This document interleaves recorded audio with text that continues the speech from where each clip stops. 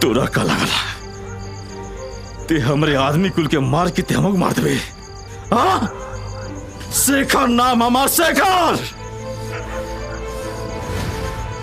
तुझे बहन के साथे दुष्कर्म हम ही कैले बानी और गांव वाला लोन के खेत के भी हम ही आग कबल के बानी। आज तोर भी अंत करब।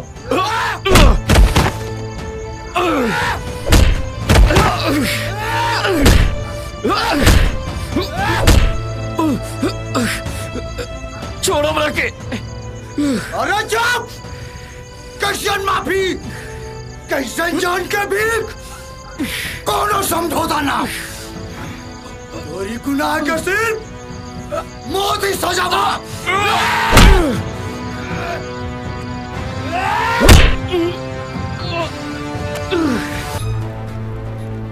इस राख की ढेर को गौर से देख। ये वही जगह है जहां पर बड़े बड़े सुरमाओं की अस्थियां आग में जलकर राख बन गई। फिर भी ना समझ इंसान अहंकार के आवेश में आकर बदले की आग में जलता रहता है, सिर्फ और सिर्फ दूसरों को नीचा दिखाने के लिए, जबकि यहाँ कुछ भी स्थायी नहीं है। इस माया की नगरी में सब किराएदार हैं। ये संसार तो रेत की ढेर पे बना वो मकान है जिसे कोई भी लहरें कभी भी किसी समय मिटा सकती हैं। आखिर किस बात का गुमान है तुझको? अरे तेरी अपनी सांसें भी तो पराई हैं। जन्म और मृत्यु ही सत्य है, क्योंकि तेरी भी आखिरी मंजिल यही शमशान है।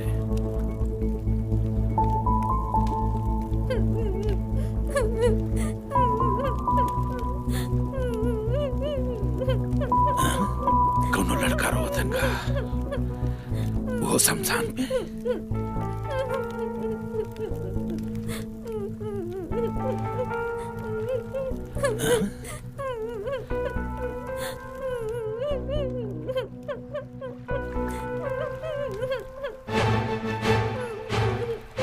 ये कौन लेगा?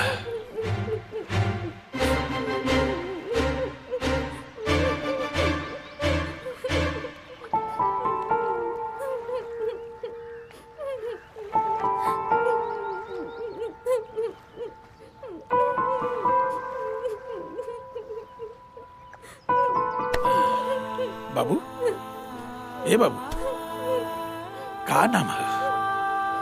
हाँ? रोत का है बड़ा? बाबू, बाबू, ए बाबू, नाम का है? बतावा, का नाम है?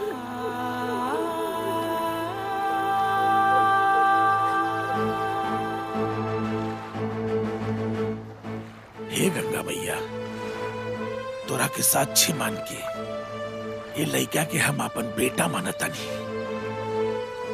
ये अनाथ के बाप के रूप में महमूद चंडाल के एगो साया मिल जाए और हमरे बुढ़ापे का लाठी। आज से एक नाम गोधन रही, गोधन।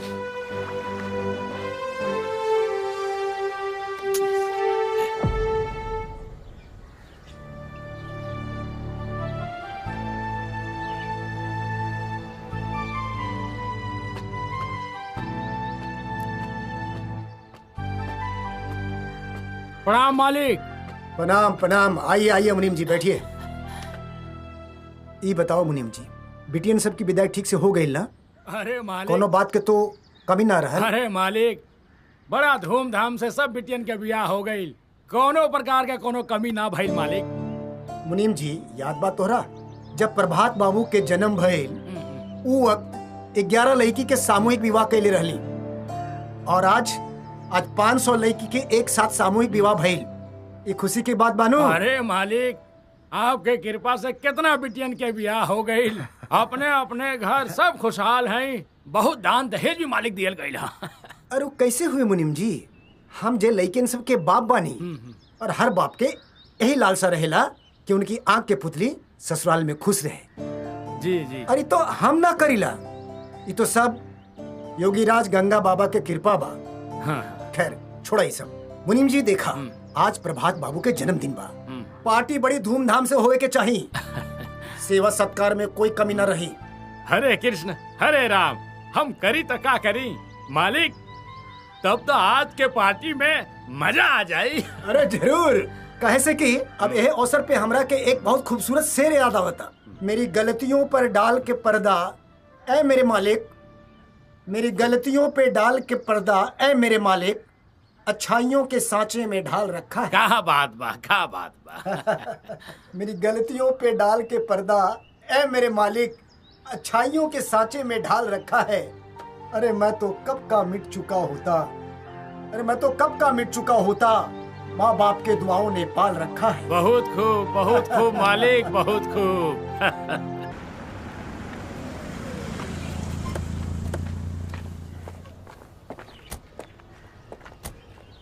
राम राम राम राम राम। हम अपने आप के बहुत भाग्यशाली समझीला, कहे से कि एक गांव के मुखिया के रूप में और बउआ जी के रूप में रउआ लोग के सेवा करे के बहुत बड़ा अवसर मिलल बा। ई तो हमनियों खातिर सौभाग्य के बात बा मुखिया जी। देखा भैया, हमरे पंचायत में अन्याय के कोनो गुंजाइश नहीं खे। चाहे केहू होके जे गुनाह करे, सबके बरोबर सजा मिली, चाहे हमार अपन खून काहे ना होके। जी।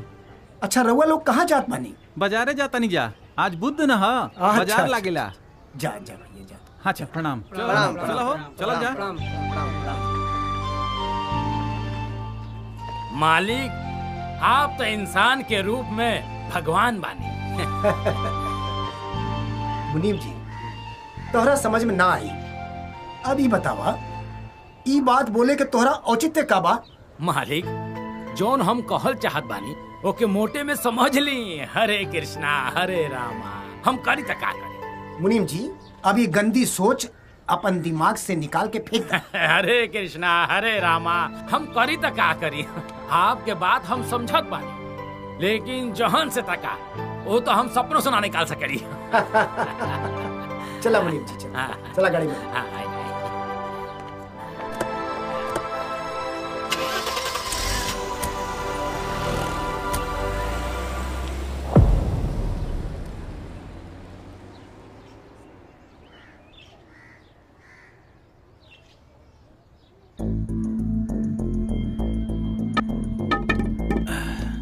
अरे का बात बा बेटा, तोहरा के का भइल? कौनो बात नहीं, तोहार खेले खाए का दिन बा, चिंता करे के हमरे ऊपर छोड़ दे, हमारो जिम्मेदारी बा। हाँ। नहीं बाबू, कौनो बात नहीं खे। स्कूले में लड़का जाके का करेला लोग? वहाँ लोग जाके पढ़ाई करलन, पढ़ लिख के डीएम कलेक्टर बन जालन। तोहरो नाम लिखा दी, तोहू पढ़ लिख के कलेक्टर बन जाया। नहीं बाबू, तोरे के छोड़ के हम कहीं ना जाए, तोहरे काम में हम हाथ बटाए।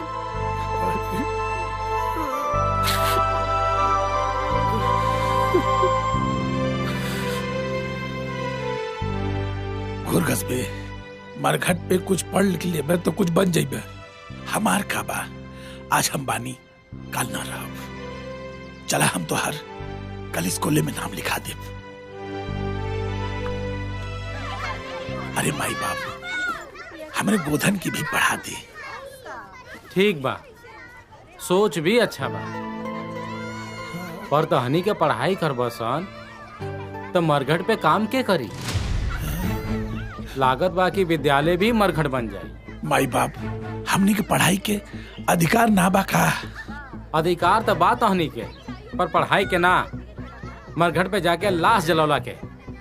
चल निकल यहाँ से, फिर यहाँ आइले के कोशिश मत करिए। चल चल निकल यहाँ से।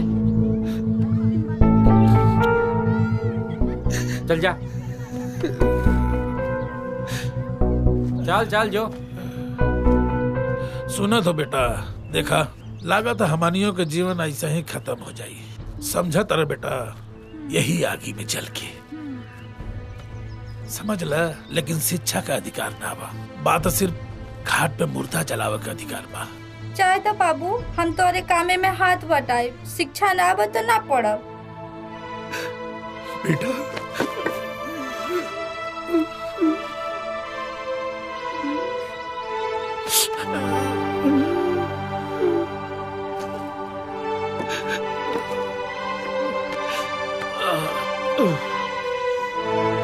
अच्छा बिटवा, दुनिया कहीं मुंह बंद कैला, आंख बंद कैला तो कैले बना और कैसे भगा दिलस मास्टर।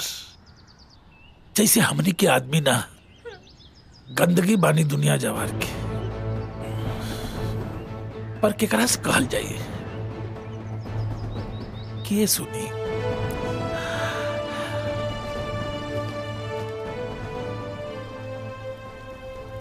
ये सब देखा तारा बेटा। हाँ बाबू।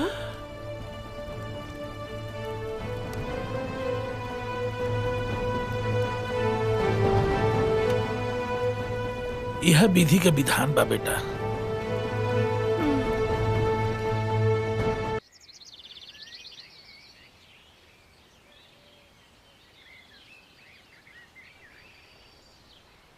अरे भगवान, हम का करी? बबुआ जी के मुफ्त के गांव वालन के राशन बाटत बाटत हम परेशान हो गइल बानी। हरे कृष्ण हरे राम, हम करी त का करी? राम राम मुनीम जी। राम राम छगन, कहिया से तू राम राम जपना, आई पराया माल अपना, ई कबले चली? मुफ्त के राशन खैला के तो लोगन के आदत हो गई बा। अरे मुनीम जी, मन चंगा तो कटौती में गंगा। अच्छा हाँ। तो छगन तू रामायण पढ़े लगला, करिया अक्षर भैंस बराबर, अब तू वेद समझावे लगला। अच्छा तो अनाज चाही जी। तो ई तगाड़ी से चर्चा तगाड़ी तू लोग अनाज लेला। अच्छा अच्छा, जा लोगन ठीक पिंड बा, छोड़ा भैया प्रणाम। हमार। अब हसन हो। तू निखटू लोगन के हराम के खैला के आदत पड़ गई बा। 4 तगाड़ी से अधिका मत ली हलो।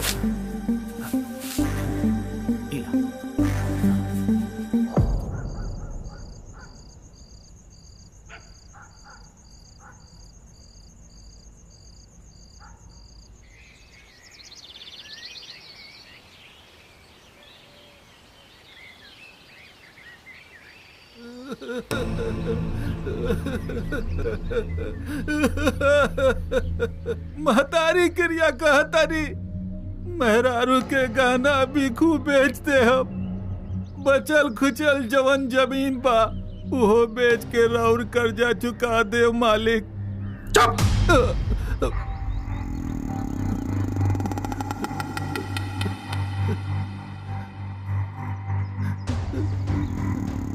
मालिक मालिक मालिक का समझ ले बाल रे? हाँ? हमार पैसा सरकारी बैंक का पैसा है? कि जब मन कर जाके मुंह उठा के ले ले बसा और देख भाई नानी याद आई। मालिक हमरा के कुछ दिन के और मोहलत दे दी मालिक। राउर जितना पैसा बा सब सूद समेत वापस कर दे मालिक। बड़े बाबू यहाँ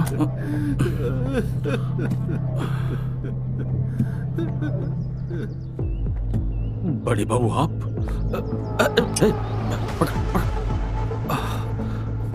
हरे कृष्ण हरे राम, हम करी त का करी? शेखर बाबू, ई गरीबन पे अत्याचार बहुत होत बा।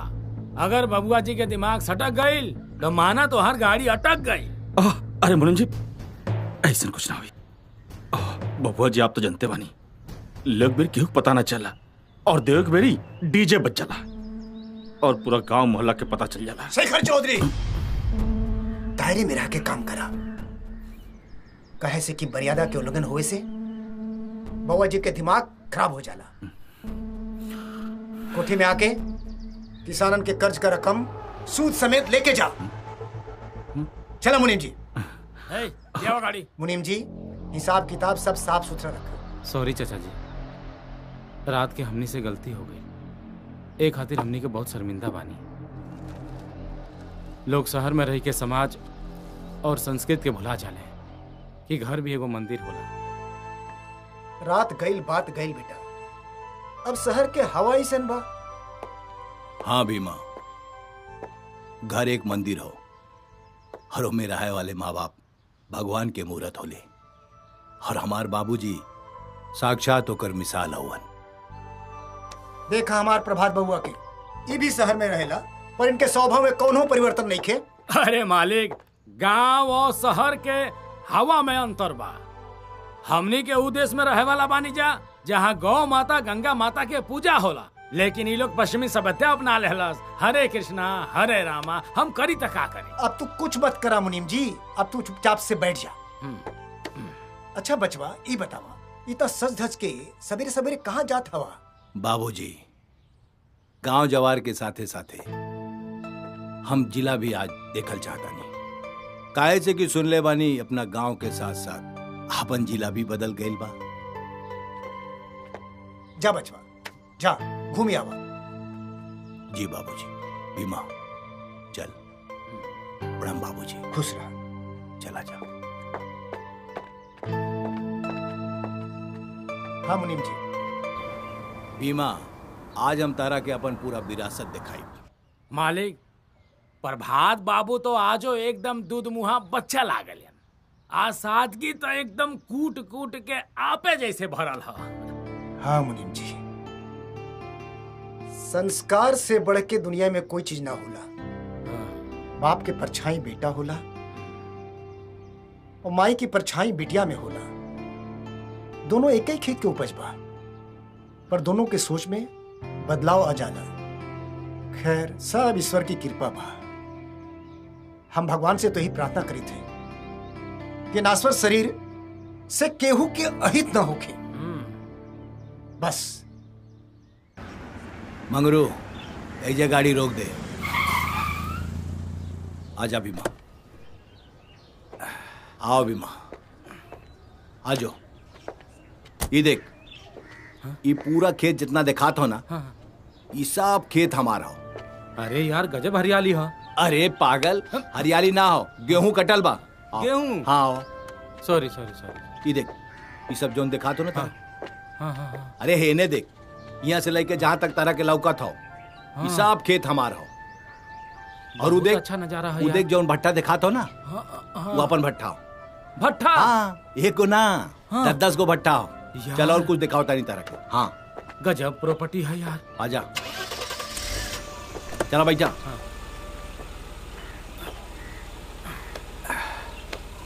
भीमा, आओ देखाऊ, वो जोन मंदिर दिखाते हो ना तारा के, वो बड़ा मंदिर भव्य सा। हाँ, वो महादेव के मंदिर हो। वो हमरे दादा के दादाजी बनोले रहलन। अच्छा, बहुत जागृत मंदिर हो। वही जा जौन कुछ मंगबे ते तोर हर मनोकामना पूरी हो जाए यार। हाँ यार प्रभात बाबू, अपना पास इतना सब कुछ बा, एकरा बाद भी आप इतना साधारण जीवन जिया तनी, साधारण जैसे रहनी एकदम। अरे भीमा, हाँ, यही सब हमारे संस्कार और संस्कृति है। बाबूजी ने हमें यही शिक्षा दी है। अच्छा। और आज इसीलिए हम धोती कुर्ता बड़े शौक से पहनते हाँ, हुए हम देखा नहीं कि आप धोती कुर्ता में एकदम साधारण जैसन रहे नहीं। यही हमारा भोजपुरिया संस्कार है। गांव में बहुत प्यारा प्यारा चीज दिखा था यार। हाँ। कितना सुंदर सब कुछ। सोचे वाला बात बा। बहुत खूब, सोचो। और हम सुनले रहनी कि गांव में बहुत बुरा लोग रहने, लेकिन देख के तो नहीं लागत ऐसा यार। गांव मेरा बहुत अच्छा है, गांव में कोई बुरा नहीं है, समझे। तुम्हारे जैसे शहर के बकलोल आके हमारे गांव को बुरा कहते हैं और बुरा बात सोचते हैं। हमारे गांव वाले बहुत अच्छे हैं, समझे। सही बात बा, माने के पड़ी आपके गांव के प्रभात बाबू। हमारा एक गांव नहीं, पूरे हिंदुस्तान का हर गांव अपने आप में बेमिसाल है। प्रणाम प्रणाम प्रणाम। रउआ लोग कैसन बानी? सब ठीक बा ना? हाँ हाँ, सब ठीक बा। कोई परेशानी? कोनो परेशानी नहीं है मुखिया जी। ठीक बा। बबुआ जी, हमार लड़की के शादी बा, एमे कुछ मदद हो जाए तो बड़ी मेहरबानी होई। ठीक बा मोहन, तोहार बेटिया हमार बेटिया है। मुनीम जी, मोहन की बिटिया की शादी में जौन खर्च हुई उतना रुपया दे दा। मालिक, दिहला में कोनो कसर ना बा। दिहला के बाद लेहला के कोनो हिसाब ना बा। देहला के बाद मिलेला ना, यही खातिर मालिक हरे कृष्णा हरे राम, मिली तो मिली ना तो जय सिया राम। सही कहा तानी मुनीम जी। हमार बाबूजी ऐसन दान वीर हवन, सब गरीब लोगन के लुटा के तीरथ पे जाए चाहता रहे। पैसा तो ऐसे लुटावता रहे कि जैसन भगवान के प्रसाद। भगवान खातिर बाबूजी बंद कर दी सब। और ये वैसे हूँ सरकार गरीब किसानन खातिर कितना योजना लाइल बा, और रउआ की सब करे के का जरूरत है बाबूजी। देखा बचो प्रभात, जब केहू उम्मीद लेके हवेली में आवेला ना तो हम बड़ा फक्र महसूस करेला, और भगवान के आशीर्वाद से हम केहू के नाउम्मीद ना करीला। और दान पुण्य करे से व्यापार में, बिजनेस में बढ़ोतरी होला, और अपन हवेली के मर्यादा भी कायम रहेला। प्रभात, लोग तो यहाँ खाली हाथ आवेला और बउआ जी के हवेली से झोली भर भर के ले जाला, तो रहते में खुश होवे के चाहिए बउआ। का खुश होवे के चाहिए बाबूजी? रउआ ऐसे ही लुटाए तो एक दिन पूरा खजाना खाली हो जाए। खजाना खाली हो जाए? अरे तोहरा भेजे में कुछ ना जाए। जा, जौन मन करे तौन करा, जा।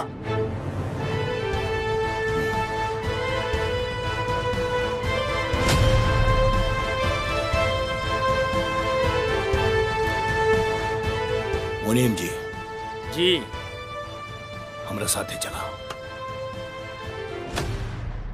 मुनीम जी हमरा के रउआ से एगो बात करे के बा। अरे प्रभात बाबू बताई, ऐसा कौन विशेष बात बा कि जे हमरा से बात करे के बा? मुनीम जी हम तारा से हिसाब किताब के बारे में कुछ पूछे चाहता नहीं। हिसाब किताब के बारे में? अरे प्रभात बाबू, अब बड़े मालिक तो सब लुटा देहले। हम समझाओ बूढ़ हो गई नी, हम का करी? हम बहुत कुछ समझौली, बहुत कुछ कैली, वो सुनत ना बाड़े। गरीब के लड़की की शादी में, आ धर्मशाला बनौले में, हई कैले में कुल करत रहत बाड़े। हमके कुछ समझे में ना आवत। हम मालिक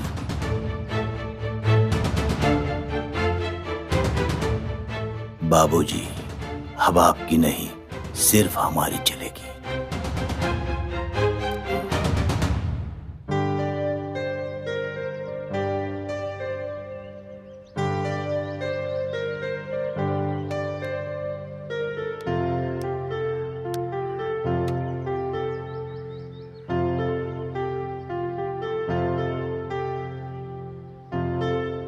अरे भैया एक खे राखी हमरे मुनिया के भी देता।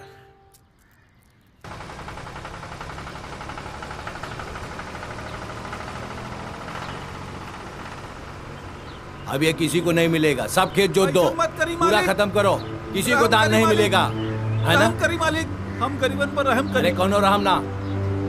अरे कैसे छोड़ दे तू लोग इतना कर्जा ले ले बड़ा, बतावा। अरे ये लोग इतना कर्जा लेना बाकी 7 जन्म लेना भर पाए। हाँ तो यही खातिर। अरे ए मुनीम जी, ये लोग के धक्का मार के बाहर निकाला, चल भाग, चला खेत से बाहर। मालिक ऐसे जो यहाँ मत से करी जाओ। मालिक, हट। मालिक, हट। अरे मालिक ऐसे मत करी भाग। मालिक, भागिए, मालिक। भागिए, भाग। अब केहू जाके मालिक के कंप्लेन कैला तक काट डालब हम। ए जाके जोता, ए जाके जोता, चला चला जल्दी आवा, भाग जा, निकल जा, खेत से निकल जा, ऐजा दिखाइए ना। ए बराबर छोटे बच्चे। मालिक, छोटे मालिक अगर बड़े मालिक रिसियाई लगे तो का होई? अरे बड़े मालिक रिसिया लगी है तो हम देख ले, बोकर चिंता ना करा तू। हम जितना कह देनी उतना काम करा, पूरा ही खेत जोतवा के सब जाके क्लियर करा। भाई खाता में जितना लोग पैसा ले ले बाड़े, अगर ज्यादा पैसा ले ले बाड़े तो सबके खेत छीन ला, क्योंकि खेत दे की जरूरत नहीं के। बड़े मालिक से हम बात कर ले, याद रखिए मुनीम जी। ठीक है, हम जुतवा के। बाबूजी अब आपके दान के बेटारा बंद। बेटवा ये घाट का मालिक आज से तू बाड़ा, ये अधिकार हम दोहरा के देता नहीं, और हम काशी जाता नहीं। बाबू मत जा, हमने के छोड़, हमने के बाबू कहल जाए। तू तो कहले रहा बाबूजी ये हमने के छोड़ के कबो न जाइबा, फिर कहे जाता रहा? हम कैसे छोड़ के जाई अपने चांद और सूरज के, जकरा के आइला से महंगुआ के जीवन में अजोर हो गई। कुछ दिन के बाद बा हम जाके आ जाई, फिलहाल हमके काशी जाई बहुत जरूरी बा। बुलावा आइल बा डोम राजा का। काशी घाट पे कुछ दिन काम बा, फिर हम आ जाए। ना काका, हमनी के तोहरे सिवा के बा, हमनी के छोड़ के मत जा।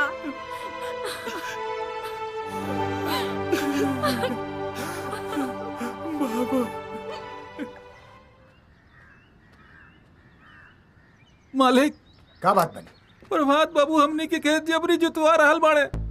मालिक पाव लगा तनी हमनी के गरीब बनी जा, हमनी के कौन कसूर बा मालिक?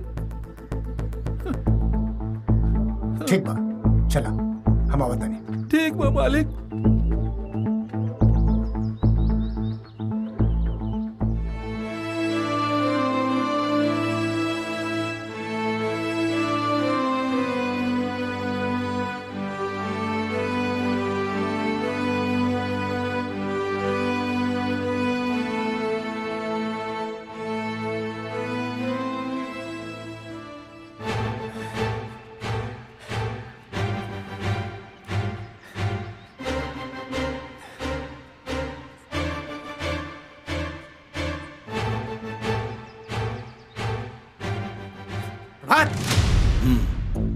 यहाँ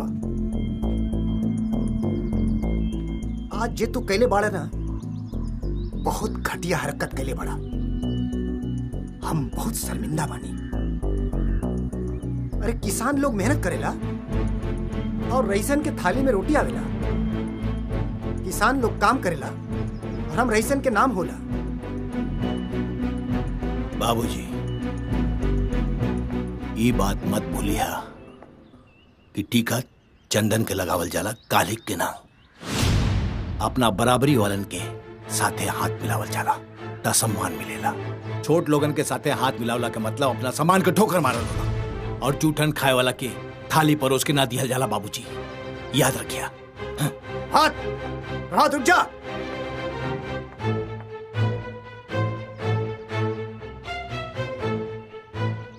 मुनीम जी, ये सब हरकत करे से पहले हमरा बतावला उचित ना समझला तू? हाँ? सब काम राय मशवरा से हो सकेला। एक बात कान खोल के सुन ला मुनीम जी, कि अभी हम जिंदा बानी। ये घर में हमार सिक्का चली, हर कागजात पे हमार ठप्पा लागी। याद रखिया तू। मालिक, गलती हो गई मालिक, ऐसा गलती ना होई मालिक, क्षमा करी मालिक। ठीक बा।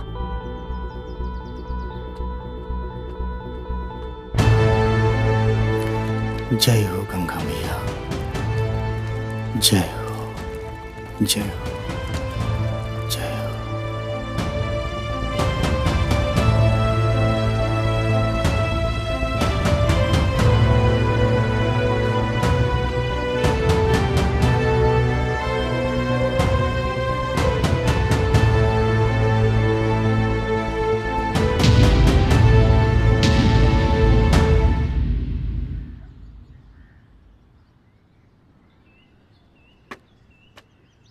प्रभात बाबू। अरे भीमा, आओ बैठ। धन्यवाद। का बात बा प्रभात बाबू, बड़ा टेंशन में लागत आ रहा। हाँ भीमा, किसानन के चक्कर में बाबूजी हमरा के बहुत भला बुरा कहलन। हुई भूल गएलन कि हम उनकर लइका आई। अरे तो ई कौन बड़ बात बा? हाँ, भुला जाई सब बात के। नहीं, कैसे भूल जाई? मूड बड़ा खराब हो गइल बा। मूड खराब बा? ला अभी 2 मिनट में अब ये मूड ठीक कर देता नहीं। ये देखा, एकदम बिलायती बा। बस 2 पैक मरबा, सब टेंशन खत्म हो जाए। ये कहा, हाँ? हमरा के नरक में डालल चाहता रही। तारा के पता हो ना कि हम दारू ना पीला, फिर काहे लेके आ गईले? चल उठाओ बोतल और भाग यहाँ से। पहले ही से हमार मूड खराब हो, और खराब मत कर। चल उठाओ, निकल यहाँ से। ससुर के नाती दारू पिया के हमार मूड ठीक करिए। करे कलुआ मालिक, हमार पैसा देले का मूड नहीं का तो मालिक हमरा और एक एक पाई के हिसाब दे दे मालिक, हमके कुछ दिन के मोहल्लत दे दी मालिक। चुप, मोहल्लत दे दी, मर्जी तब देवे का है? मोहल्लत दे दी।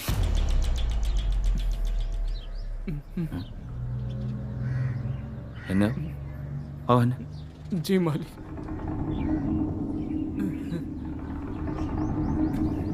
देख कर लो, हमरे पास एगो आइडिया बा। तोर कर्जा भी माफ हो जाई और हमके हमार पैसा भी मिल जाई। एक कैसे मालिक? वो ऐसे कि तोरे घर में एगो हीरा जैसन जल पड़ी हुआ, ओकरा की एक रात खाते हमरे कोठी भेज दे। रोरी मुंह से शोभा नहीं के देत मालिक। हम लेकिन के बाप जरूर हैं, लेकिन कोनो दलाल ना है मालिक। ठीक बा, ते दलाल ना होवे, तू जो मर से बांध के। मालिक हमरे बाबूजी के छोड़ दी, मालिक छोड़ दी, हमरा बाबूजी के छोड़ दी। जौन काम हम करे के लिए तैयार बानी, हमार बाबूजी के छोड़ दी। छोड़ी तेरे बाबूजी के? हाँ छोड़ दी। ठीक बा, हम छोड़ दे, बस ये काम कदा हमार हमरे कोठी के सुबह बड़ा था। ही का कहा तानी? गाड़ी रोक। कहे खा बुराई बहु में? हाँ? खाली एक रात। शेखर चौधरी। अरे प्रभात बाबू, कुल का और अलबा? हाँ? बोलवा, कौनो समस्या होगा? समस्या बा प्रभात बाबू, हम बताओ तो नहीं। ई जन करुआ बा ना, ई कुछ पैसा ले बस सालों से हमार, ई तो वापस करत नहीं है, तो केहू न केहू के तो देवे के पड़ी ना। कितना पैसा हो तार? सब मिला के ये कोई 10,000 रुपया। जी छोटे मालिक। छोड़ दे इनका की। बहुत बहुत धन्यवाद मालिक। धन्यवाद की जरूरत नहीं की, अपना बेटी के ला गाड़ी में बैठा। चला तारा के हम तारा घरे छोड़ दे। चला बैठा। चला। शेखर बाबू, हाई पैसा। बैठा।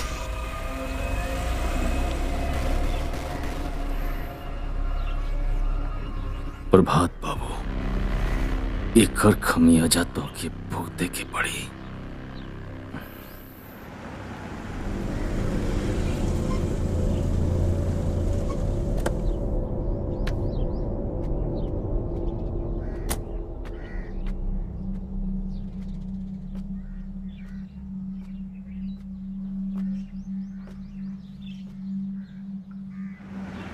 गाड़ो गाड़ो गाड़ो, सन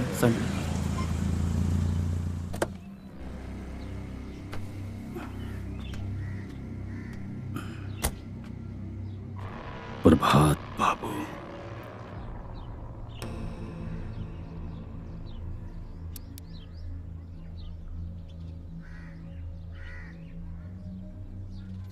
तुम्हारे बाप बेटा की लड़ाई में हम घी डाला, दोनों जानी में चरबलवन, और हम हाथ से कब तब जाके हमरे गले जाके ठंडक मिली।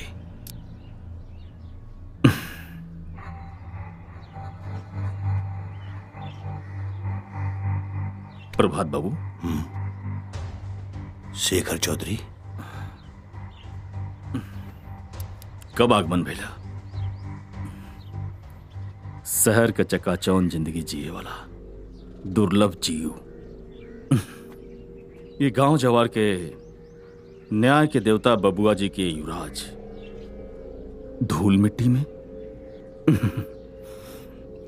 प्रभात बाबू, सोने की कुदार से मिट्टी ना कुड़ाला।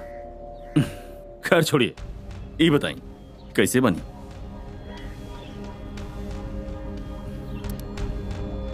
ठीक बानी शेखर चौधरी, बहुत अच्छा बानी। शेखर चौधरी, हाथी के दांत दिखावे के अलग होला और खाए के अलग होला। ई तारा समझ में ना आई। सोने के पालना, सोने के कुदार और हाथ में चांदी के चम्मच लेके पैदा होके वाला बड़ा नसीब वाला होला। गांव जवार के धूल मिट्टी से तुलना ना कह जाला। हर पगडंडी से निकल के जाए वाला रास्ता शहर की तरफ जाला। एक गांव से शहर बसेला, शहर से गांव ना। गांव की मिट्टी में ही माई के ममता के खुशबू आवेला। ही तारा समझ में ना आई।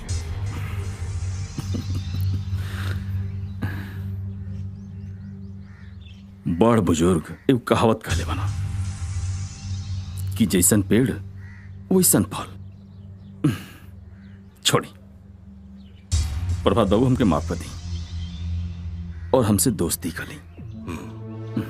ई जौन अपन हाथ बाना हमरे सर पे रख दी। शेखर चौधरी, दुश्मन के दोस्त बनावल सांप के दूध पियावल जैसे होला। बबुल के पेड़ में आम ना आवेला। तारा जैसे लोग से दोस्ती ना करे,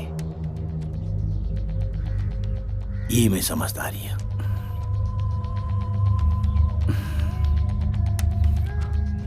प्रभात बाबू, सुननी है कि कल बाबूजी से कुछ कहा सुना होगा आपको? काना फूसी सुने वाला और काना फूसी करे वाला दोनों बड़ा कमीना होले। ये हमारा घर के मामला हो और हमारे बाबूजी अपने आप में ही कोर्ट और न्यायाधीश हुए। उनका हर फैसला न्यायप्रिय होला। गलती हमरे रहल, हमार ना समझी रहल कि हम अपना बाबूजी के ना समझ पानी। खैर, तारा पूछला के मकसद का हो शेखर चौधरी? माफ कर दी प्रभात बाबू, गलती हो गई हमसे। दोस्ती कर ली हमसे। दोबारा ऐसा गलती ना होगा कि चाहिए।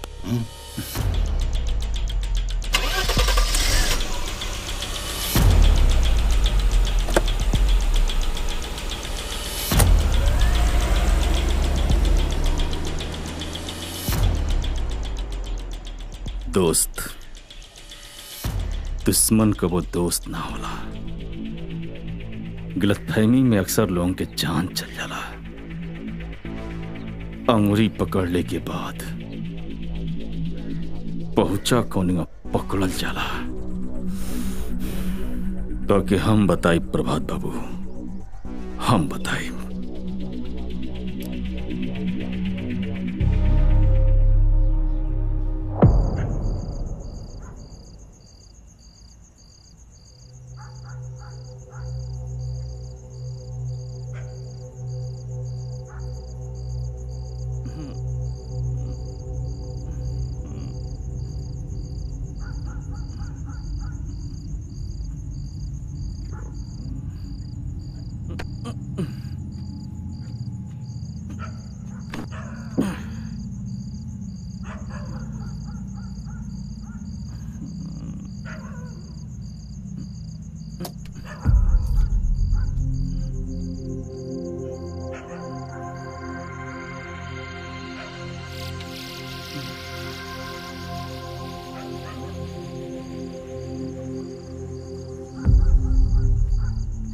मालिक, बात तो समय से परे बा। रोज रउआ दारू पियत रहनी, आज ही कोल्ड ड्रिंक का है। धर्म के परिवर्तन भइल तो देखले रहनी, लेकिन ई कैसन परिवर्तन ह?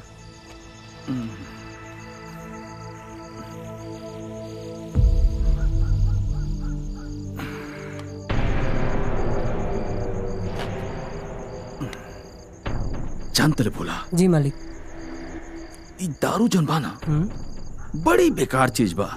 अच्छा। दारू पीले के बाद दिमाग खराब हो जाला, मन में बेकार बेकार जौन बाटे आवेला।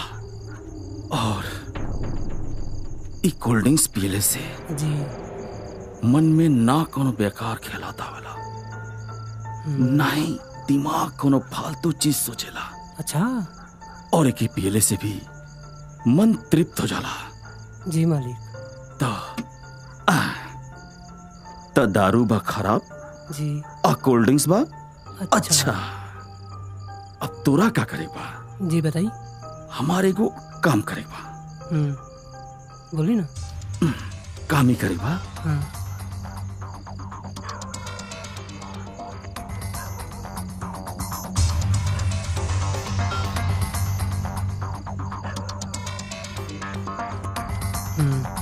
ठीक है मालिक, सब कुछ समझ गए। नहीं सबके बता दे कोल्ड ड्रिंक के स्वाद कितना अच्छा होला। जी मालिक। हाँ अच्छा जो जी ठीक है मालिक।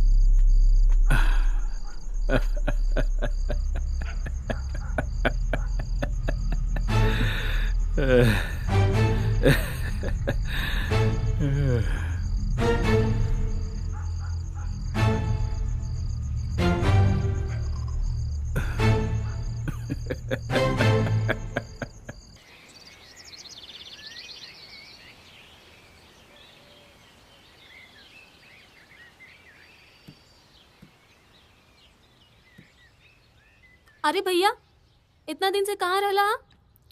कुछ ना।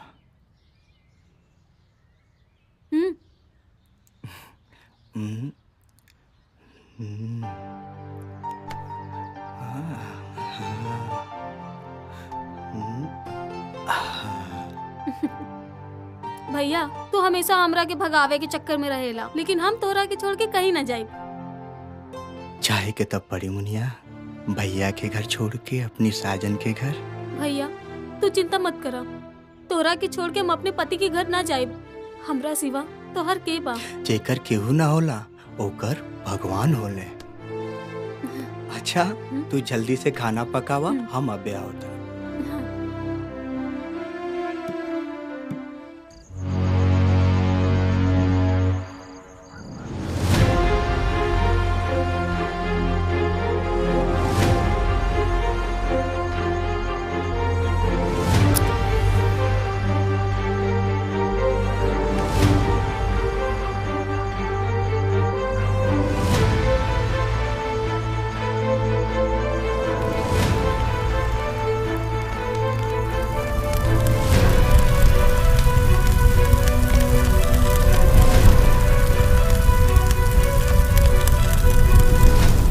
मालिक, हमने सब जना के खेत जोर गईल मालिक। हमार 4 कट्ठा जमीन रहल वो जोर गईल मालिक। हम बानी ना, का करी हम? तू लोग चिंता मत करा, हम बानी ना, हम सब देख ले।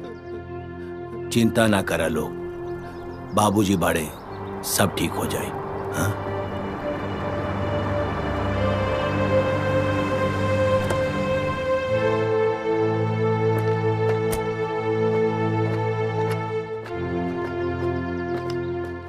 प्रणाम बबुआ जी। प्रणाम प्रणाम दरोगा जी। आई बबुआ जी, केहू के ऊपर संदेह या शक बा जे ई कारनामा कर सकेला? दरोगा जी, बहुत दुख भरी घटना हो।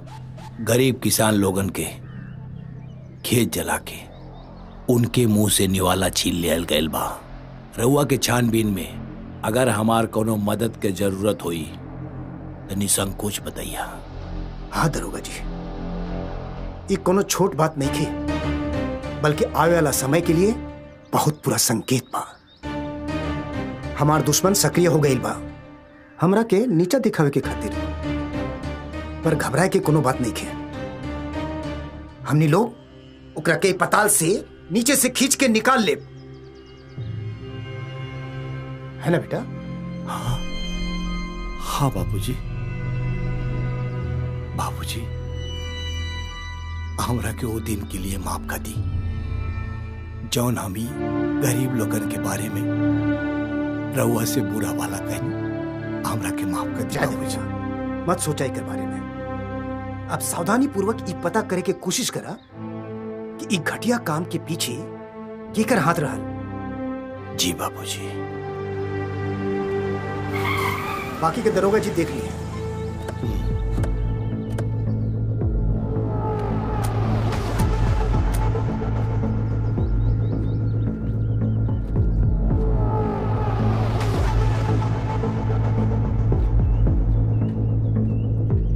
बाबूजी प्रणाम।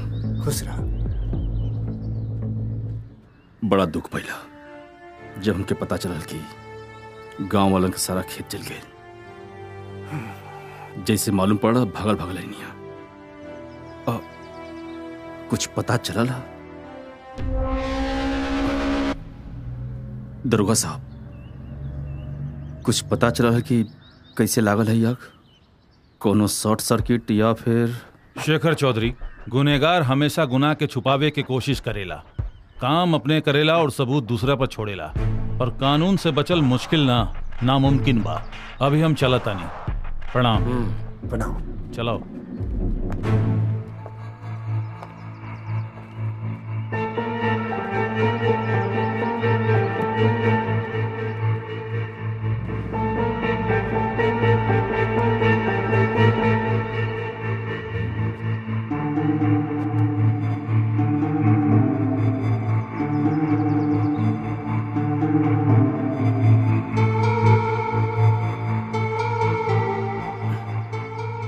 प्रभात बाबू,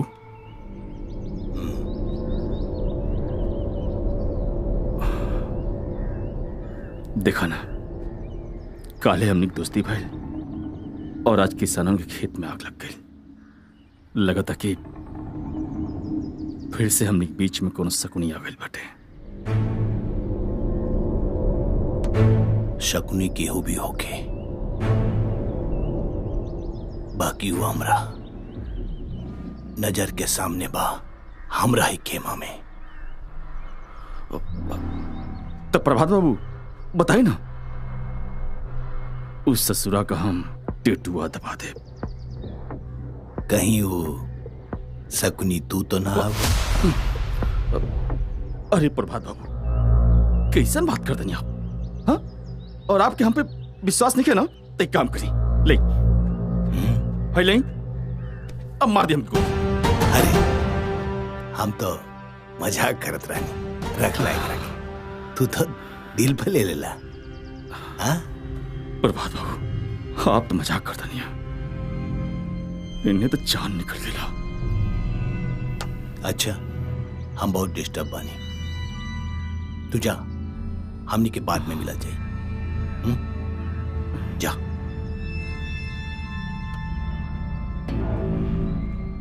बेटा, तू जितना अपना के होशियार समझता रहा, हम तो हर बाप है।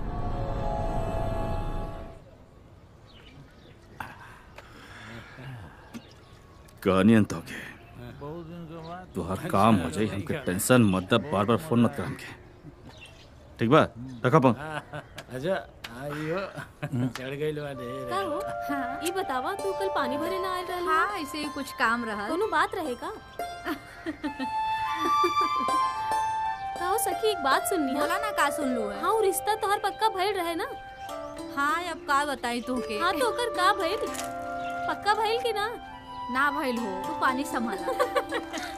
आज तो तोसे गगरी के पानी नहीं संभला था।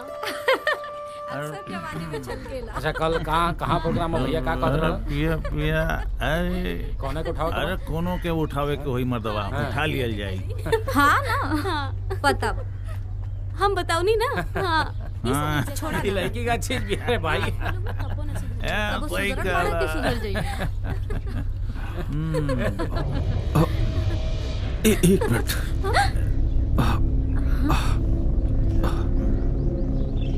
तो हम लोग के देख के प्यास लग गई बाटे, तनी पानी पिया दे लोग का। पानी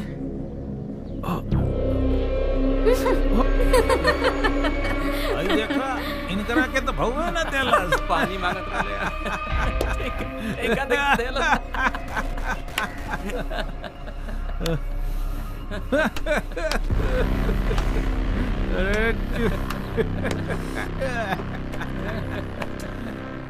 ऐसे कहिला तू लोग बात कम करा लोग।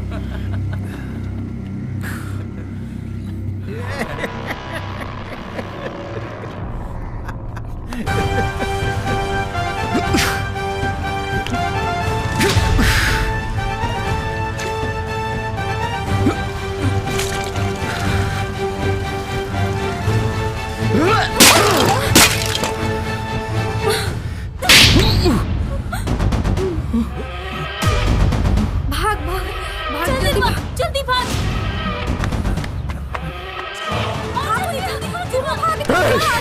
आजा मुनिया जल्दी आ भाग मुनिया और जल्दी भाग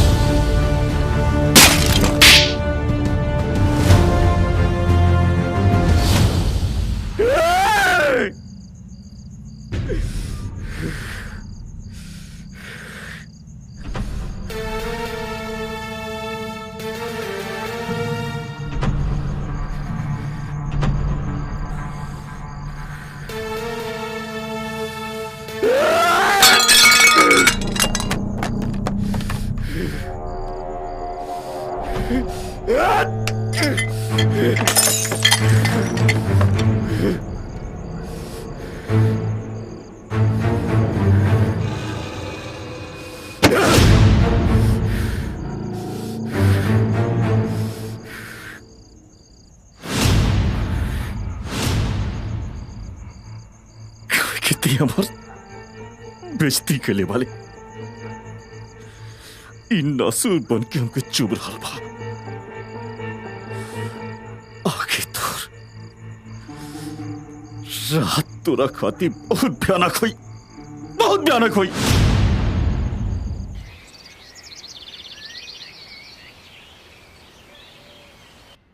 प्रभात बाबू, ए प्रभात बाबू। अरे शेखर चौधरी, प्रणाम। आओ बैठा। हाँ।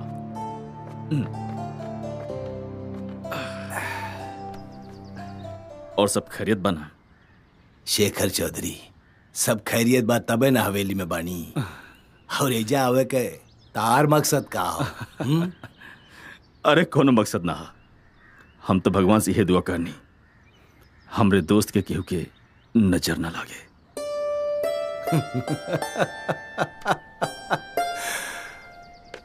दूसरा के जीवन में ग्रहण बने वाला आदमी दुआ कब से करे लागल? हाँ, खैर छोड़ा, ये बतावा ऐजा आवे के कारण का हो?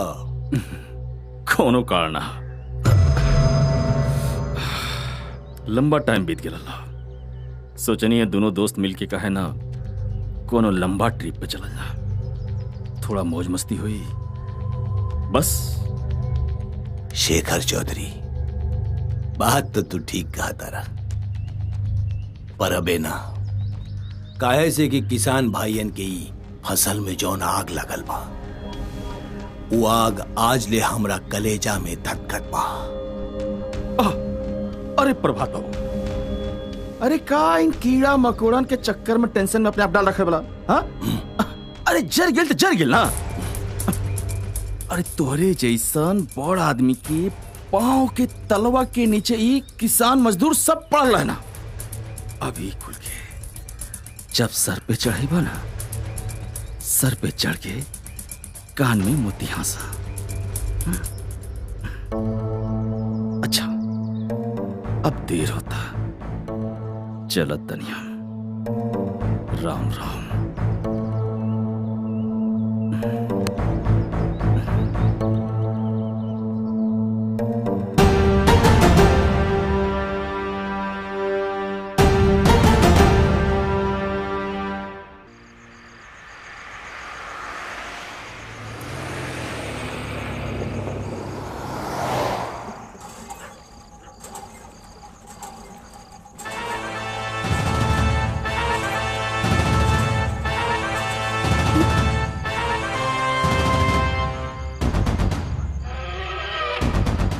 भगवान, इतना रात के ही सब इंसान।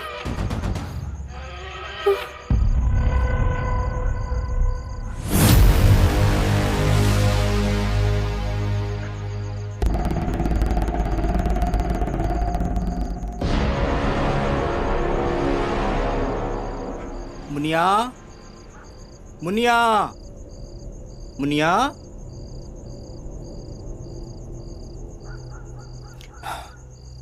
कहाँ चल गए मुनिया? मुनिया इतना राती के कहाँ जा सकेले? मुनिया, हे भगवान, हाँ ये सब का हो गई? मुनिया,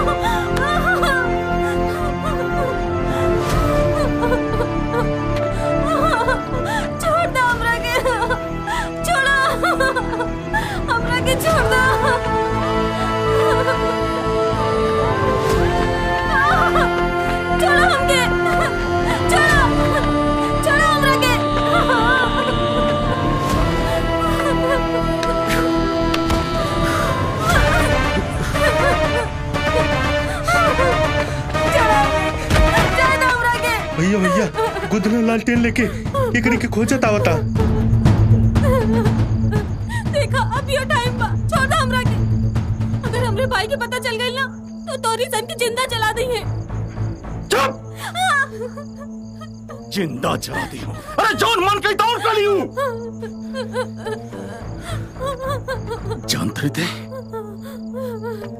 आज तक हमारे ऊपर हमार महतारी बाप भी हमारे ऊपर हाथ ना उठौलस। और तेज उन मारे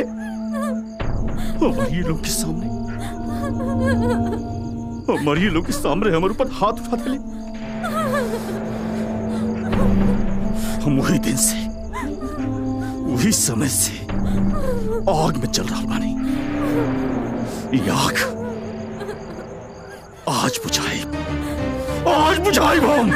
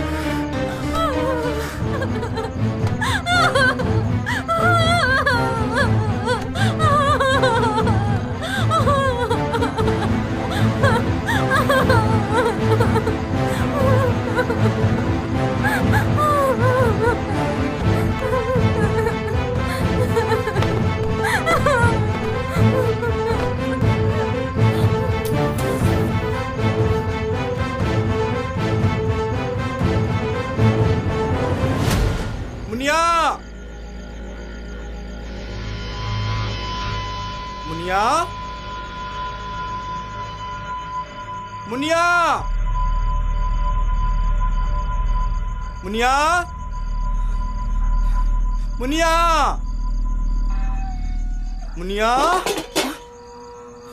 ये सब यहाँ कैसे? कौनो के आवाज आवता का रे? लगाता कि गुदना आवता।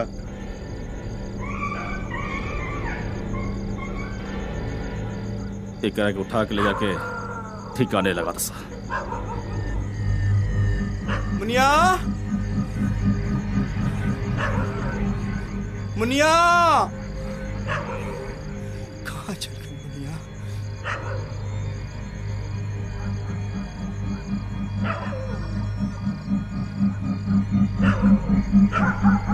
मुनिया, हे गंगा मैया, मुनिया,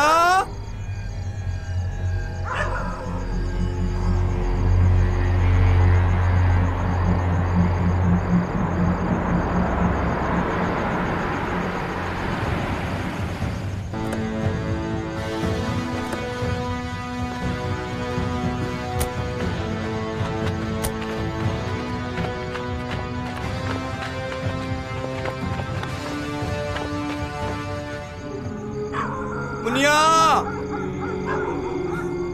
मुनिया, मुनिया,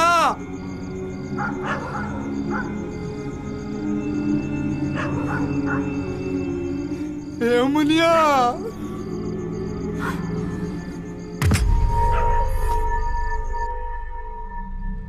भाई देख, हमरा बहुत भूख लगल बा, तो जवन सुबह खैले रहे जा वही के ऑर्डर कर दा। भूख तो हमरो लागल बा, रुक देखा तानी का बा और ऑर्डर कर देता नी। हमार टेंशन में सर फटल जाता और तोर कुल जन वाला सब पेट धोले वाला। वो तीनों भेजनी की लड़की की जाके ठिकाने लगा था, लेकिन अभी तक कहां बांसा कुछ पता नहीं है। एक काम कर, फोन लगाओ तो।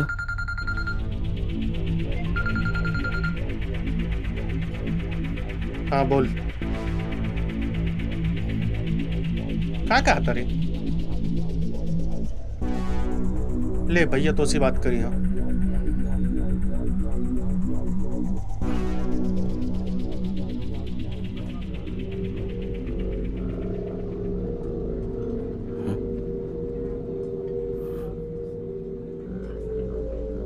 फोन छोड़ दिया सा। हे भगवान, अरे पागल गुलबा से का तुरकुल? हाँ? तुरकुल के मालूम बा कि हाथे लग गया था तो हमने के सीधा हौलात चल जाए। एक तो बेवकूफ कौन बोला से फोन में वीडियो बना तो गुल के। चल फोन रख।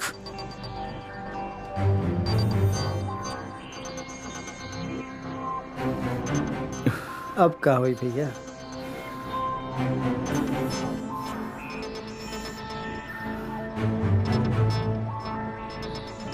ई तो फंसा दिया ना सा। हे भैया, मुनिया के टकला का हे भैया मुनिया मुनिया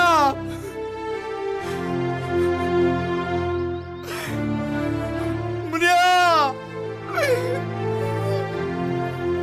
ए मुनिया तू कहाँ चल गई लो मुनिया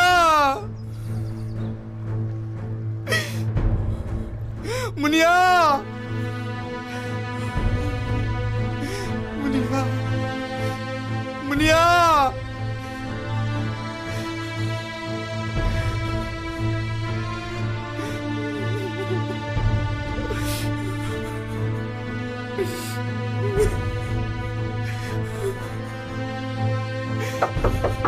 ए चाची कहा बोला मुनिया के देख लू का ना बाबू मुनिया के तो ना देखनी हा का भइल ए चाची मुनिया मन मिलत नहीं के अरे कहीं गई होखी आ जाई हैरान मत हो ठीक बा चाची ठीक बा मुनिया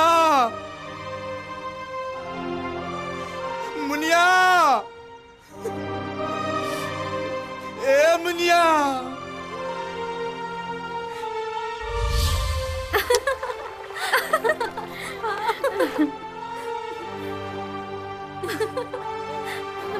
कितना बढ़िया लागेला ना नदी के किनारे ठंडी ठंडी हवा ला हमको तो बहुत अच्छा अरे भैया आ गए का बात बा मुनिया बड़ा खुश लागत बाड़ू भगवान करे कि तू ऐसा ही हमेशा हंसत रहा हाँ भैया बस तू हमेशा खुश रहा एको बात बा तू अपन बियाह कैला काहे कि हमरा सहेली जैसन भौजी चाहिए हाँ जवन तोहार अच्छा से ख्याल रखे भैया वैसन कनिया चाही त कहाँ बा कनिया जा ले आवा अरे भैया करिया अक्षर भैंस बराबर अरे बाबा कनिया कहीं मिलेली का जब तोहार बियाह होई तो दुल्हन बन के तारा घरे आई अरे त काहे ना पहले बतैलुआ पर हमरा से बियाह के करी हम तो घाटे पे जराए वाला मुर्दा चंडाल गोदना में तो का भइल जवान बाड़ा अपन पेशा वाला काम करा तारा घाट पे लोगन के जला के तोरा हाथ से मोक्ष मिलेला संपूर्ण आत्मा के मुनिया हमनी के अछूत बानी जा सवेरे सवेरे ते केहू हमनी के मुंह न देखल चाहे ई गांव जवार के लोग और तू कन्या और ब्याह के बात करत हड़ू कन्या एक दिन हम बना के भेजम तोरा के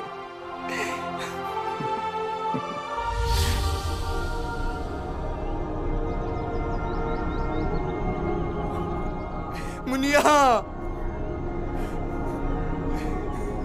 ए मुनिया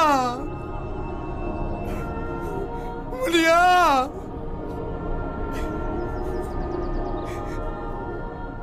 ए मुनिया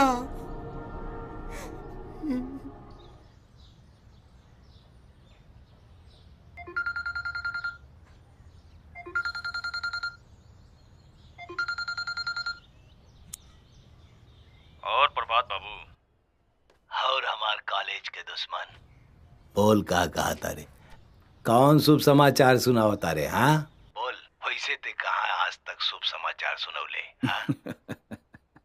अरे प्रभात बाबू कब तक जूता भिगो भिगो के मारा बाप हमके हाँ ये सब छोड़ी और बताई गांव जवार का हाल चल बा गांव जवार के लोगों के बीच में सुख शांति सब बना अरे गांव जवार के चिंता कब से तारा के हो गई गरीब लोगन के मुंह से निवाला छीने वाला कब से गरीबन के बारे में पूछे लागल खैर छोड़ा ये बतावा वापसी कब हो और हाँ दीपक कहाँ बा अरे छोड़ी नहीं दीपक उपक के और एक बात सुनी प्रभात बाबू जब डाकू वाल्मीकि ऋषि बन सके ना तो हम तो छोटा अंधा से एक इंसान है हम वो सुधर सके नहीं प्रभात बाबू यकीन करें हम हो एकदम सुधर गए बानी बस अपन हाथ जनवा ना हमरे सर पे रख दी अपन आशीर्वाद दे दी हमके हम यकीन दिलाओ तो आपके छत्र छाया में हम और सुधर जाए अपन आशीर्वाद देते ना हाँ आशीर्वाद इंसान के दिहल जाला, शैतान के ना।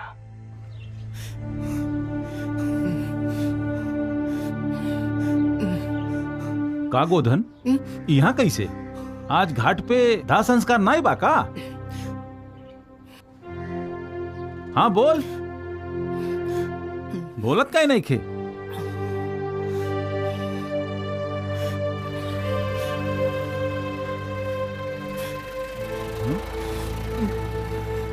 घाट पर रहे वाला आदमी एजा बा, कुछ तो बात जरूर बा।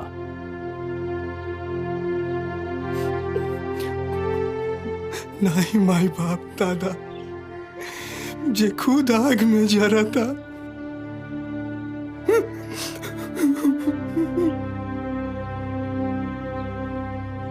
हमार दुनिया उजड़ गइल बा। हम का करें?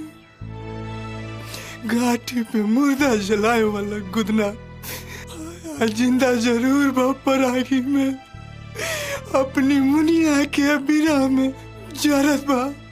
मुनिया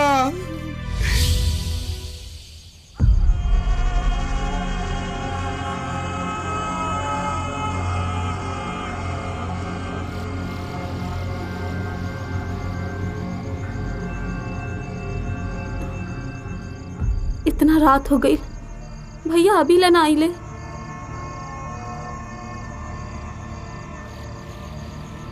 कहाँ होखिए भैया?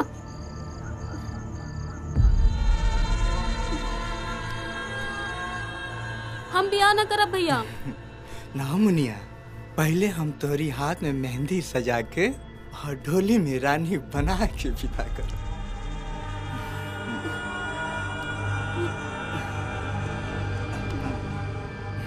हमार बहनोई राजा घोड़ा पे चढ़ के यानी गाजा बाजा के साथ एक गोदना के दुआरे, और हम खूब धूमधाम से विदा करब।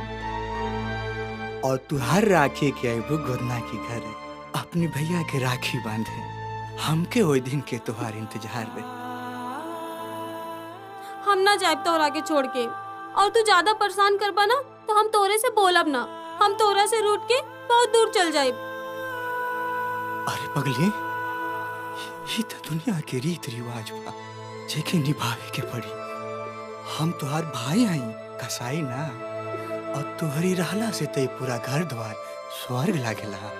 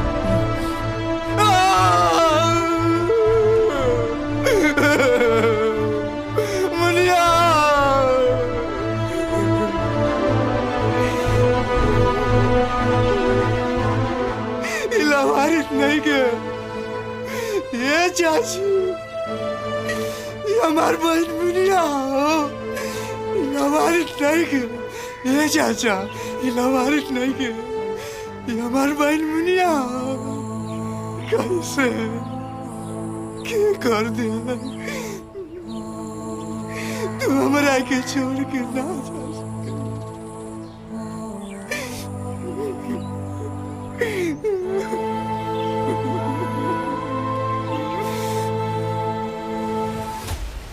मुर्दा जलाए वाला ही कुत्ता चंडाल पूरा दुनिया में आग लगा दी जे तोरी हाल कैले बा अरे ओकरा के तो आगे भी नसीब तो तोर कदम का हाथ पानी मुनिया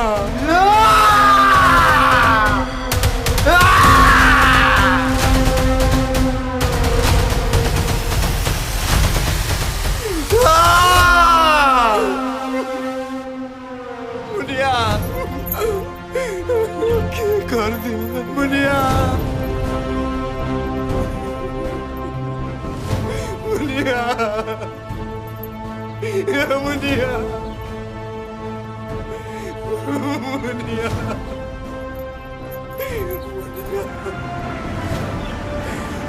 मार मुनिया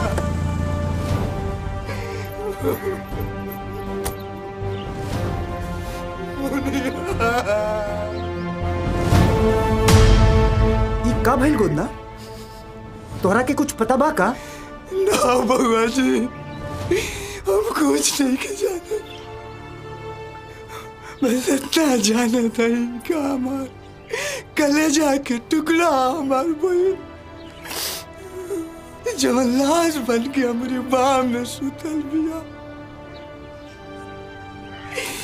जो कब हमारी कलाई में राखी मानत रहे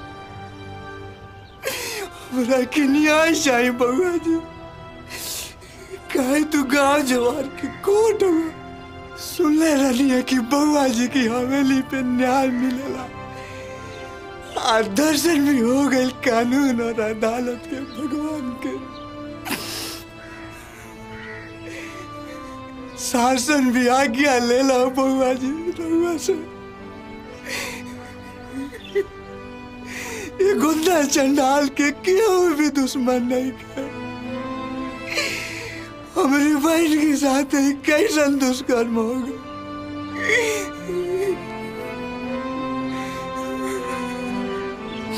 गुदना दुश्मन जे भी होके वो हमार दुश्मन हो आबरू तोर बहन मुनिया के लुटाइल बा लेकिन छीटा हमार हवेली के मान प्रतिष्ठा और मर्यादा पे उड़ल बा और हमरा बाबूजी के सम्मान पे दुश्मन जे भी होगी ओकरा के सजा जरूर मिली ओकरा के अब न कोर्ट होगी न कचहरी ओकरा के घसीट के लाख के पंचायत के बीच में बोटी बोटी काट के हमारा चिल कौवन के खिया दे ये हमार वादा हो। प्रभात ये काम करे वाला बड़ा सातिर बा अरे चाल तो अच्छा चलल बा पर पासा फेंके में गलती कैले बा अरे अफसोस तो यह बात के बा कि वो दरिंदगी के हद पार कैले बा और एक सजा ओके मिले के चाहिए। बाबूजी रहुआ चिंता ना करी ओकरा के हम अब जिंदा ना छोड़ब गोदना तू ले जा अपना बहन की और ओकर दाह संस्कार कर बाकी के हम देख ले जा।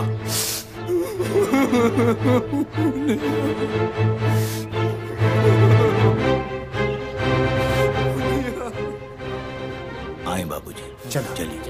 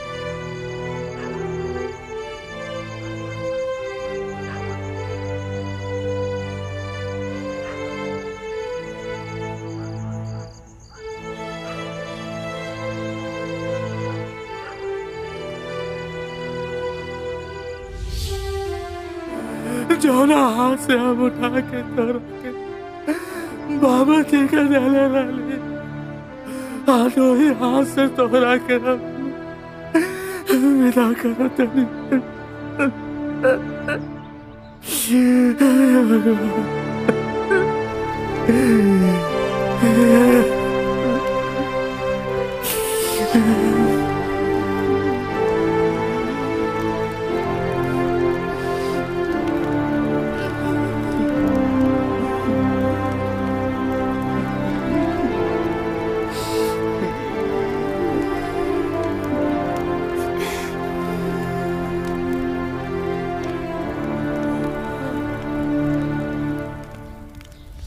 हम ब्याह न करब भैया।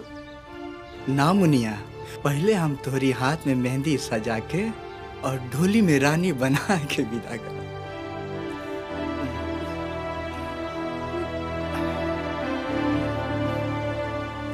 और हमार बहनोई राजा घोड़ा पे चढ़ के गाजा बाजा के साथ गोदना के द्वारे और हम खूब धूमधाम से विदा करम।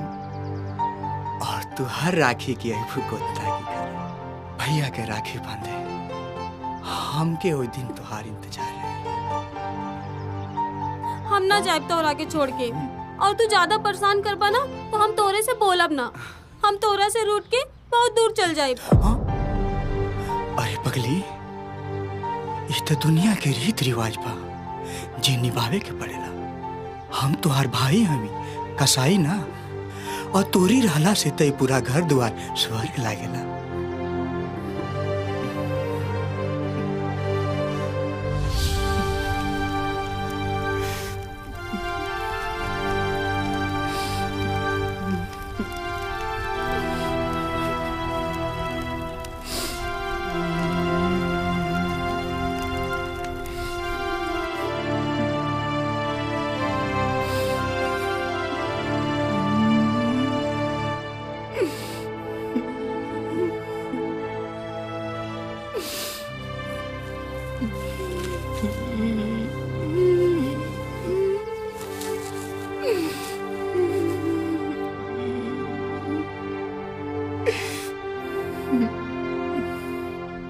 तोरा अस्थि के राख के जब तक गंगा जल में प्रवाहित ना करम, जबले तोरी साथे अन्याय करे वाला के जला के राख के ढेर ना कर देम, तब तक तोरा अस्थि के गंगा मैया के चरण में प्रवाहित ना करम। ये एगो भाई के फैसला बा, और घाट पे मुर्दा जलाए वाला गुरना चंडाल के बाद।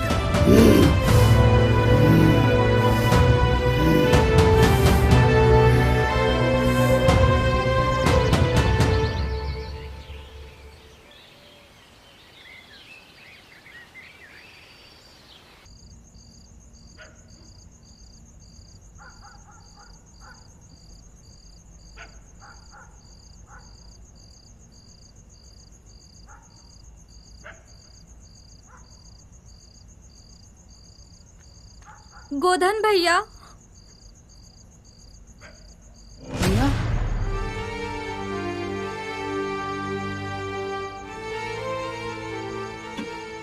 ला रोटी खाला भैया। खाना पानी छोड़ देला से का मुनिया वापस आ जाई। हमू तो तोहर बहन है ना।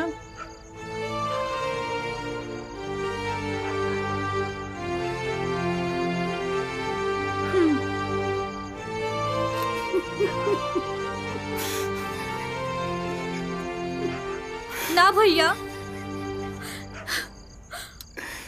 जिरवा मुनिया तो कहत रहे कि हम ताके छोड़ के कबो ना जाए, तही कैसे? ना रोवा भैया, हमनी के आंसू के कोनो कीमत ना है भैया, काहे से कि हमनी गरीब बानी न, और गरीब के आपन आंसू खुद पोछे के पड़ेला। काहे कि हमनी के जीवन कीड़ा मकोड़ा के बाना।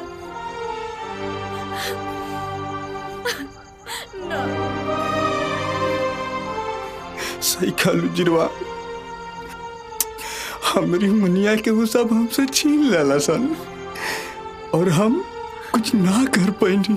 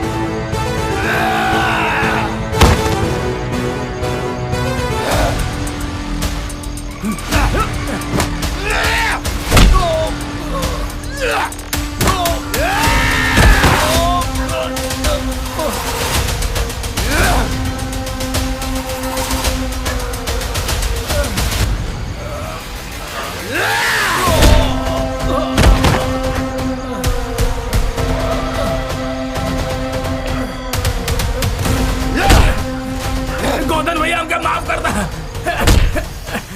गोदन भैया हमार का गलती बा? गोदन भैया, गोदन भैया हमके माफ कर दा। गोदन भैया गलती के लिए तो अंजाम ना सोच ले।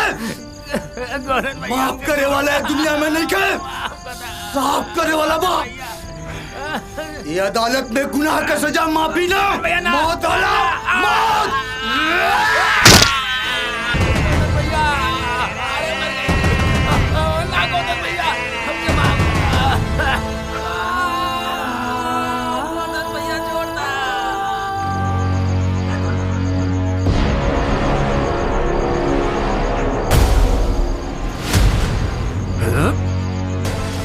मार देख रहे थे।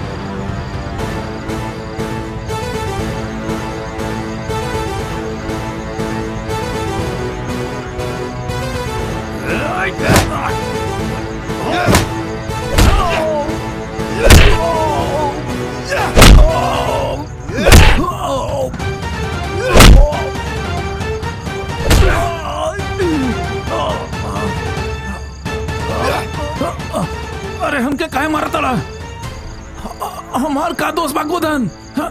छोड़ दो हमरा के, हम कुछ नहीं के लिए, कुछ नहीं के लिए। छोड़ दो गोदन, हमरा के छोड़ दो। मरगट के मौत बन के आइल बानी। रात बताए वाला दुनिया में क्यों नहीं के? रात के सजा देने वाला गुनाह के हिसाब किताब कर रहा था।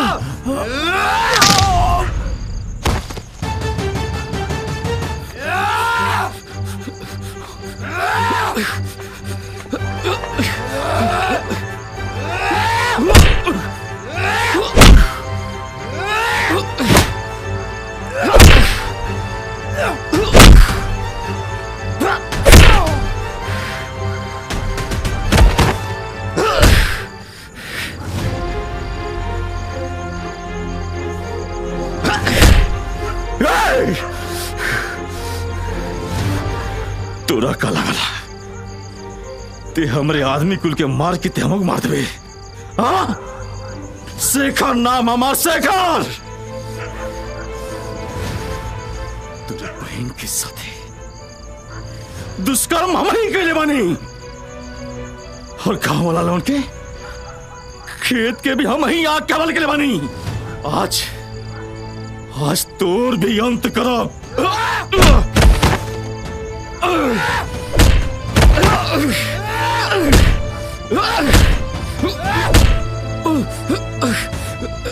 छोड़ो हमरा के। अरे चुप! कैसन माफी, कैसन जान के भीख, कोनो समझौता ना। तोरी गुनाह के सिर्फ मौत ही सजा बा।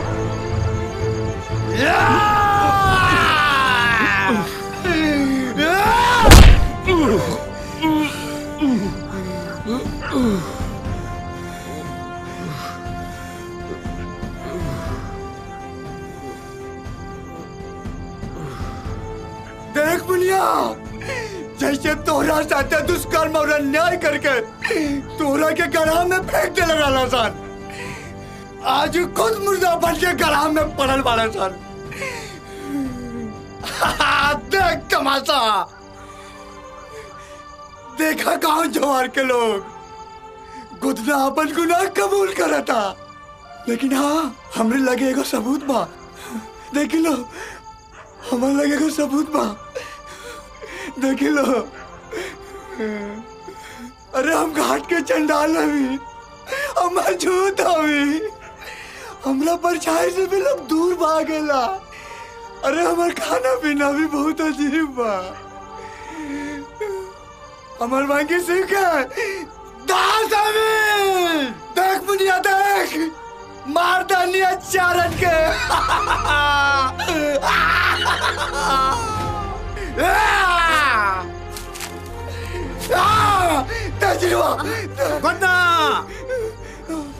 बहुत खूब, बहुत खूब, बहुत खूब, बहुत खूब गोदना।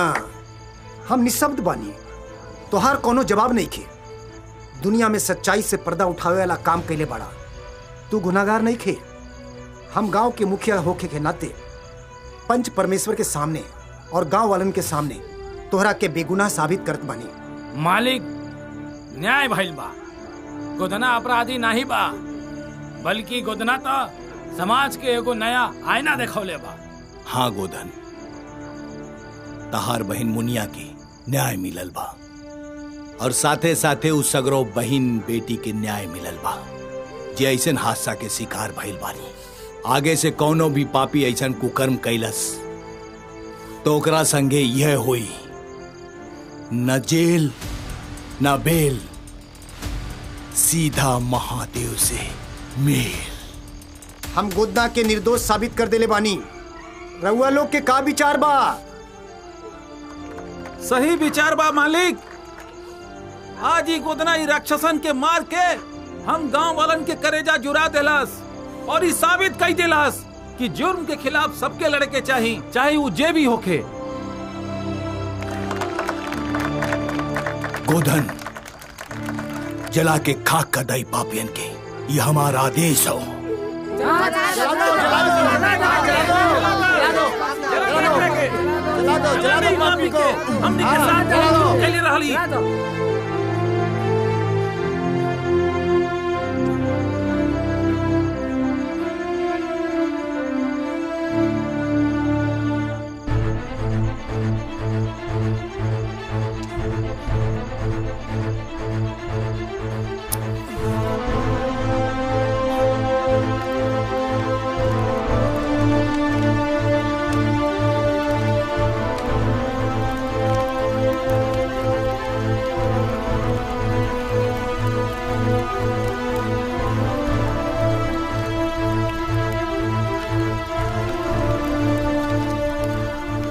बुरा काम के बुरा नतीजा होला, ना माना त का के दे। जे जे कैले बाटे भैया, ओकर ओकर घर दे। बेटी बचाओ, बेटी पढ़ाओ, समाज बचाओ, स्वच्छ सुंदर भय मुक्त भारत बनाओ। जय हिंद, जय भारत।